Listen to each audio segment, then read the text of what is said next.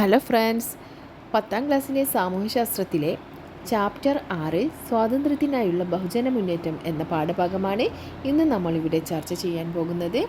PSCക്ക് ആവശ്യമായ ഒരുപാട് കാര്യങ്ങൾ അടങ്ങിയ ഒരു ചാപ്റ്ററാണിത്. ആരും മിസ് ചെയ്യാതെ കാണുക. എന്തായാലും നിങ്ങൾക്കിത് ഉപകാരപ്പെടും. ഗാന്ധിജിയുടെ ആദ്യകാല സമരങ്ങളാണ് ഈ പാഠഭാഗത്ത് നമുക്ക് ആദ്യം പഠിക്കാനുള്ളത്. അതിൽ ഒന്നാമത്തേതാണ് ചമ്പാരൻ സത്യാഗ്രഹം. ദക്ഷിണാഫ്രിക്കയിൽ നിന്ന് ഇന്ത്യയിൽ തിരിച്ചെത്തിയ ഗാന്ധിജി ആദ്യം ശ്രദ്ധ പതിപ്പിച്ചത് പ്രാദേശിക സമരങ്ങളിലായിരുന്നു. അതിൽ 1917 ബീഹാറിലെ ചമ്പാരൻ ജില്ലയിലെ നീലം കർഷകരുടെ പ്രശ്നങ്ങളിലായിരുന്നു ഗാന്ധിജി ആദ്യമായി ഇടപെട്ടത്. ഇതാണ് ചമ്പാരൻ സത്യാഗ്രഹം എന്നറിയപ്പെടുന്നത്. ചമ്പാരനിലെ നീലം കർഷകരെ യൂറോപ്യന്മാരായ തോട്ടം ഉടമകൾ ചൂഷണം ചെയ്തിരുന്നു. ഇതിനെതിരെ നടത്തിയ സമരമാണ് ചമ്പാരൻ സത്യാഗ്രഹം. എന്താണ് തീൻ കടിയ? ചമ്പാരനിലെ കർഷകർ അവരുടെ കൃഷിയിടങ്ങളിൽ 20-3 ഭാഗത്ത് നിർബന്ധമായും നീലം കൃഷി ചെയ്യണമെന്ന് ബ്രിട്ടീഷുകാർ ഒരു വ്യവസ്ഥ ചെയ്തിരുന്നു. ഈ വ്യവസ്ഥ അറിയപ്പെടുന്ന പേരാണ് തീൻ കടിയ.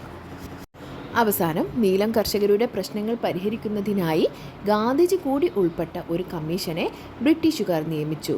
തൽഫലമായി കർഷകരുടെ പ്രശ്നങ്ങൾ കുറേയേറെ പരിഹരിക്കപ്പെട്ടു. അടുത്തത് അഹമ്മദാബാദ് തുണിമിൽ സമരം.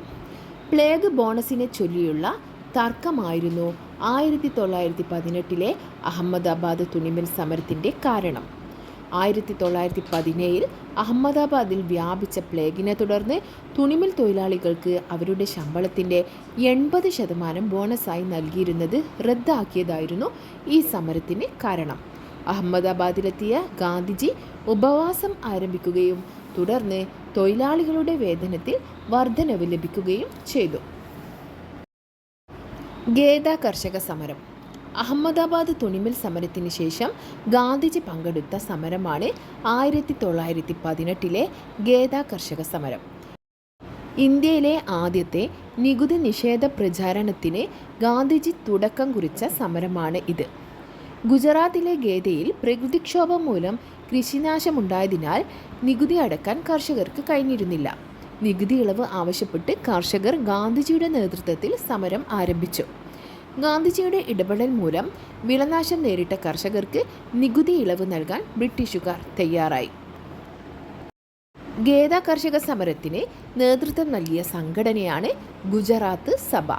അതുപോലെ തന്നെ ഗേദ സമരത്തിൽ ഗാന്ധിജിയോടൊപ്പം പങ്കെടുത്ത പ്രമുഖ ദേശീയ നേതാവാണ് സർദാർ വല്ലഭായ് പട്ടേൽ. ഒന്നാം ലോക യുദ്ധം ഇന്ത്യയിലുണ്ടാക്കിയ സാമ്പത്തിക പ്രത്യാഘാതങ്ങൾ എന്തൊക്കെയെന്ന് നോക്കാം. യുദ്ധത്തിൻ്റെ പേരിൽ ഇന്ത്യയിൽ ജനങ്ങളുടെ മേൽ അധിക നികുതി ചുമത്തി. സൈനികരുടെ ആവശ്യത്തിനായി വൻതോതിൽ ധാന്യങ്ങൾ കയറ്റുമതി ചെയ്തത് ഇന്ത്യയിൽ ഭക്ഷ്യക്ഷാമത്തിന് കാരണമായി. വിളനാശവും പകർച്ചവ്യാധിയും സ്ഥിതി കൂടുതൽ ദുരിതപൂർണമാക്കി. ക്ഷാമം മൂലം നിരവധി പേർ മരണപ്പെട്ടു. ഒന്നാം ലോക യുദ്ധം സൃഷ്ടിച്ച സാമ്പത്തിക പ്രത്യാഘാതത്തിൻ്റെ പശ്ചാത്തലത്തിലാണ് ഗാന്ധിജി ഇന്ത്യൻ സ്വാതന്ത്ര്യ സമരത്തിൻ്റെ നേതൃത്വത്തിലേക്ക് എത്തുന്നത്.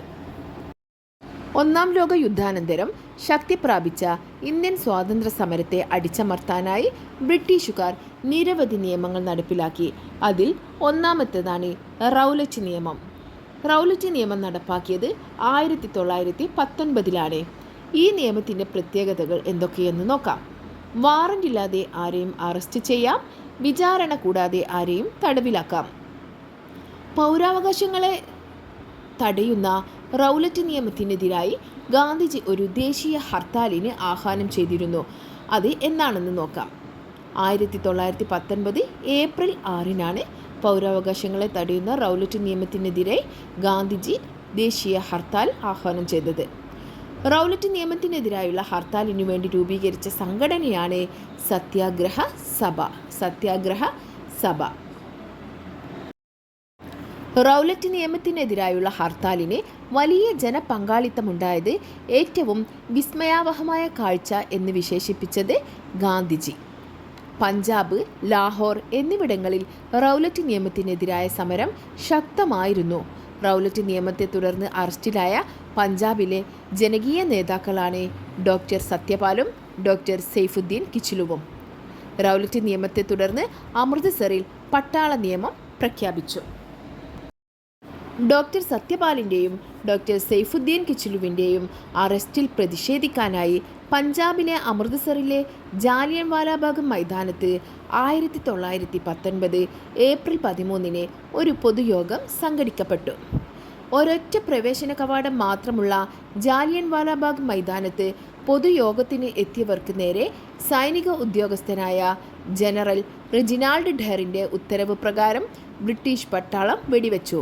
ബ്രിട്ടീഷ് സർക്കാരിൻ്റെ രേഖകൾ പ്രകാരം ജാലിയൻ വാലാബാഗിൽ 379 പേർ കൊല്ലപ്പെട്ടു. ഈ സംഭവമാണ് ജാലിയൻ വാലാബാഗ് കൂട്ടക്കൊല എന്നറിയപ്പെടുന്നത്. ജാലിയൻ വാലാബാഗ് സംഭവത്തെക്കുറിച്ച് അന്വേഷിക്കാൻ ബ്രിട്ടീഷ് ഗവൺമെൻറ് നിയമിച്ച കമ്മീഷനാണ് ഹണ്ടർ കമ്മീഷൻ. ജാലിയൻ വാലാബാഗ് കൂട്ടക്കൊലയ്ക്ക് ഉത്തരവിട്ട ബ്രിട്ടീഷ് പട്ടാള മേധാവിയാണ് general Reginald Dyer. Jallian Walabagh കൂട്ടക്കൊല സമയത്തെ പഞ്ചാബ് ലെഫ് ഗവർണറാണ് മൈക്കിൾ ഫ്രാൻസിസ് ഓഡെയർ. ഈ പാഠത്തിൻ്റെ ബാക്കി ഭാഗം നമുക്ക് അടുത്ത വീഡിയോയിലൂടെ കാണാം. Thanks for watching.